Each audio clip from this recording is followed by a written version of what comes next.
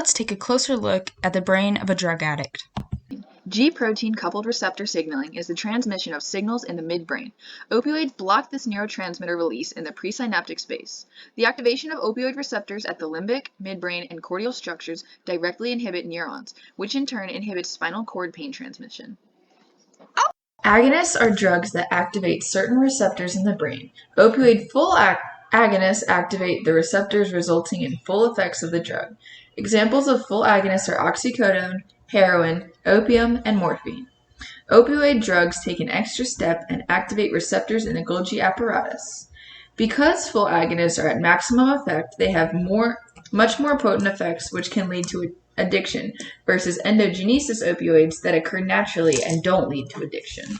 Antagonist is a competitive inhibitor that blocks opioids by attaching to the opioid receptors without activating them. They block full agonist opioids. An example of an antagonist is naloxone, which can be used to reverse a heroin overdose.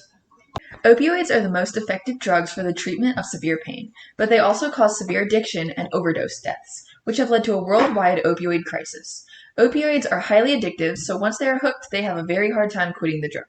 During withdrawal, many patients turn back to using opioids because their brains no longer produce the correct amount of serotonin. However, there are several ways to combat this crisis. For example, having designated disposal locations widely available and having those locations listed on the pill bottle to remove the temptation of using the drug again. Doctors should also have a specific license to prescribe opioids and have sooner follow-up appointments to ensure patients are not becoming addicted. Additionally, reducing the number of doses in bottles would prevent excessive use of opioids.